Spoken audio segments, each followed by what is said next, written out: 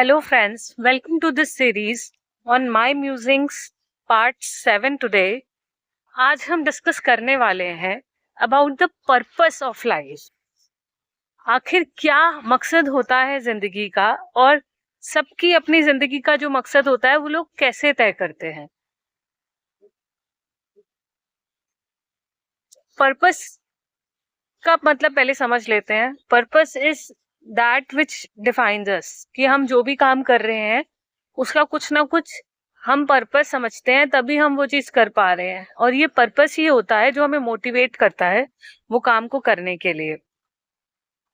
अब सबसे existential question है ये कि हमारे पर्पस ऑफ लाइफ क्या है. अब पर्पस ऑफ लाइफ को समझने के लिए पहले ये समझ लेते हैं कि थोड़ा सा लाइफ क्या है. लाइफ एक अपॉर्चुनिटी है लाइफ कुछ करने की जो हम करना चाहते हैं, और अब हम क्या करना चाहते हैं वो हमारे पर्पस से डिसाइड होता है. तो मतलब ऐसा कुछ नहीं है कि कहीं किसी आसमान की स्लेट पे लिखा हुआ है कि XYZ पर्पस है आपकी जिंदगी का. Purpose over the period of time हम खुद डिफाइन करते हैं. मतलब अल्टीमेट पर्पस मैं ये कह सकती हूँ कि हैप्पीनेस है. हम सब आखिरकार तो खुशी रहना चाहते हैं. जो गुड फीलिंग्स हैं, feeling of having done something meaningful life जी पाए हम, यही पर्पस है हमारा. पर क्या करने से हमें ऐसा महसूस होगा कि क्या मैं ऐसा करूं जिससे मुझे मेरी लाइफ मीनिंगफुल महसूस हो, या फिर मेरी लाइफ में मुझे हैप्पी महसूस कर पाऊं, ये डिसाइड करता है कि पर्पस क्या है. अब लोग कैसे डिसाइड करते हैं पर्पस. जनरली हमारे बचपन की कंडीशनिंग होती है, या फिर हमारे जो एक्सपीरियंसेस होते हैं जिसके थ्रू हम गो थ्रू करते हैं, उससे डिसाइड होता है कि हमारा पर्पस क्या है. जैसे फॉर एग्जांपल कोई बच्चा है जो बचपन से आर्मी स्कूल में पढ़ा है, या फिर उसके आसपास ऐसे बहुत ज्यादा पेट्रियोटिज्म तरीके की चीजें रही हैं, तो उसके लाइफ का पर्पस मोस्ट लाइकली यही होगा कि वो कंट्री को आर्मी में जाके सर्व करेगा, या फिर उस तरीके से कंट्री स्पेसिफिक होगा उसका purpose. On the other side अगर कोई व्यक्ति है जो बचपन से आध्यात्मिक सिनारियो में रहा है, उसने वही देखा है कि शांत कैसे रहा जाए, और उसी तरीके के डिस्कोर्सेस उसने बचपन से सुने हैं, तो उसके जीवन का पर्पस क्या होगा कि इसी तरीके से उसको शांति मिलेगी, कि उसको ध्यान मेडिटेशन में उतरना है, और जो उसने पाया है वो दूसरों को भी देना है. ये उसके जीवन का पर्पस ऑफ लाइफ हो सकता है.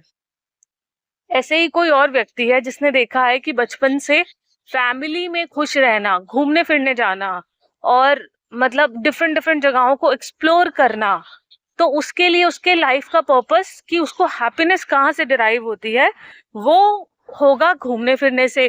तो ऐसे लोग आपने देखा है कि बहुत ज्यादा जैसे ही छुट्टी मिले वो ट्रिप पे चले जाते हैं, दे प्लान समथिंग. तो बेसिक आइडिया यही है कि पर्पस एज सच कुछ होता नहीं है, हमें अपना पर्पस खुद ही डिफाइन करना होता है. कुछ तो हम कॉन्शियसली डिसाइड करते हैं, और कुछ हमारी कंडीशनिंग हमें डिसाइड करवाती है कि हमारी लाइफ का पर्पस क्या है. और पर्पस का मेन पर्पस यही है कि आप हैप्पी रह पाएं, क्योंकि अल्टीमेटली तो हम यहाँ आए हैं खुश रहने के लिए. खुश रहने के साथ साथ हमें ये भी महसूस हो कि हम अपनी लाइफ मीनिंगफुली जी रहे हैं. तो आज हम थोड़ा सा डिस्कस करते हैं कि if you are also feeling lost, मैंने कहा ऑल्सो क्योंकि I am also feeling lost little bit these days. So if you are also feeling lost a little bit, then how do you come back to your purpose.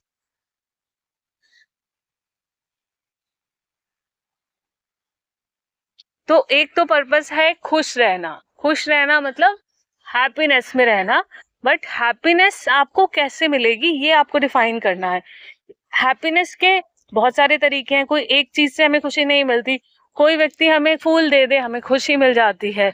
कोई व्यक्ति हमारे लिए अच्छा सा कुछ काम कर दे, हमें खुशी मिल जाती है. पर ये सब तो दूसरा व्यक्ति कोई कुछ कर दे तो हमें खुशी मिल जाती है. तो फिर तो हमारी लाइफ डिपेंडेंट हो जाएगी अपॉन समबडी एल्सेस एक्शन. पर अगर हम वाकई खुश रहना चाहते हैं सस्टेनेबली, तो हमें कुछ ऐसा करना होगा जिसके लिए हम सेल्फ डिपेंडेंट हो. मतलब मुझे अपनी खुशी के लिए किसी और पे डिपेंडेंट नहीं रहना। तो उस चीज के लिए हमें कुछ अपना खुद का ऐसा एक्शन ढूंढना होगा कि इस एक्शन को करने से मैं खुश रह पाती हूँ। जैसे कि मेरे लिए मैं यही समझती हूँ कि मैं एक वो वाले एग्जाम्पल में फिट होती हूँ कि मैं बचपन से एक आध्यात्मिक सेटअप में पली बड़ी हूँ। मैंने वही देखे हैं कि मैंने ओशो के डिस्कोर्सेस सुने हैं और सदगुरु वासुदेव जग्गी जी हैं, उनके डिस्कोर्सेस सुने हैं, और मैं इसी तरीके के आध्यात्मिक माहौल में पली बड़ी हूँ। तो मुझे ऐसा लगता है कि मेरी लाइफ का पर्पस है कि कहीं ना कहीं मेडिटेशन करके आपको खुशी मिलेगी, कहीं ना कहीं आपको अपने अंदर झांकना पड़ेगा अपनी असली खुशी के लिए।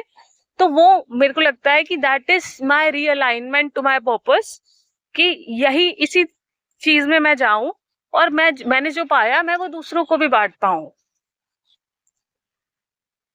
बाकी आपके लिए क्या आपका लाइफ का पर्पस है, क्या आप डिसाइड कर चुके हैं कि आपके लाइफ का पर्पस क्या है और अभी भी कर रहे हैं, और क्या क्वेश्चन आपके दिमाग में आता है, वो सब मैं जानना चाहूंगी। तो आप प्लीज कमेंट कीजिए। और इसके अलावा मुझे बात करनी है कि लाइफ के पर्पस में जो दूसरी चीजें हैं वो कैसे फिट होती हैं, लाइक फैमिली रिलेशंस, हमारा ऑफिशियल वर्क, हमारा और जो सब चीजें हम करते हैं, तो वो ऐसे फिट होता है कि हम सबको लाइफ जीने के लिए कुछ फाउंडेशंस चाहिए। तो सबसे पहली फाउंडेशन होती है हमारी फैमिली, क्योंकि हम बेसिकली सरवाइव कर पाए as a child because our family was there to take care of us. Now when we have taken so much from them, we have some obligation towards them, तो वो हमारे को reciprocate करना होता है।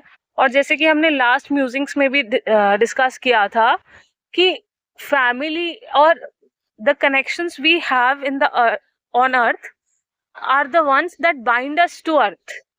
अगर हमारे पास कोई भी व्यक्ति नहीं होगा ना बात करने के लिए, तो हम ऐसा महसूस करेंगे कि क्या ही हो रहा है, हमें अपनी लाइफ यूजलेस लगने लग जाएगी, कि कोई पर्पस नहीं है लाइफ का। In connection to others we live. तो इसीलिए जैसे फैमिली है वो फाउंडेशन ऑफ लाइफ है। आपको लोग चाहिए जिसके रिलेशन में आप जी सके। उसके अलावा जैसे आपका वर्क सेटअप है, अब वर्क सेटअप में आपको खाना तो चाहिए ही ना, अपनी फैमिली को मेंटेन करने के लिए आपको पैसे तो चाहिए ही ना। वो पैसे, वो खाना और जो अदर्स फैसिलिटीज हैं, उसके लिए आपको मनी चाहिए, और मनी के लिए आपको वर्क करना पड़ेगा। तो जो भी आपको वर्क अपॉर्चुनिटी मिली है वो एक माध्यम है आपको आपके ऑब्लिगेशंस को फुलफिल करने के लिए, रिसोर्सेज जमा करने की। और यही फिर पर्पस बन जाता है हमारी लाइफ का over a period of time, कि फैमिली का टेक केयर करो, अपने वर्क प्रोफाइल में अपना बेस्ट टू बेस्ट दो, एंड देन मेरे लिए जैसे मैंने समझा है कि कुछ टाइम अपने लिए निकालो और अपने भीतर जाने का प्रयास कीजिए। और उसके लिए ध्यान, मेडिटेशन का तरीका आप कुछ भी अपना सकते हैं, जो भी आपको सही लगे। चाहे दिन में 5 मिनट ही आंख बंद करके बैठ जाइए और अपने निराकार का दर्शन कीजिए, अपने ओमकार अगर आप जानते हैं तो उसको सुनिए, और अपने आप में थोड़ा सा with in your self stable महसूस करने की कोशिश कीजिए। तो यही पर्पस ऑफ लाइफ है जो मुझे लगता है अभी। और बाकी आपका जीवन का पर्पस ऑफ लाइफ क्या है वो मैं जानना चाहूंगी in the comment section. See you then, bye bye.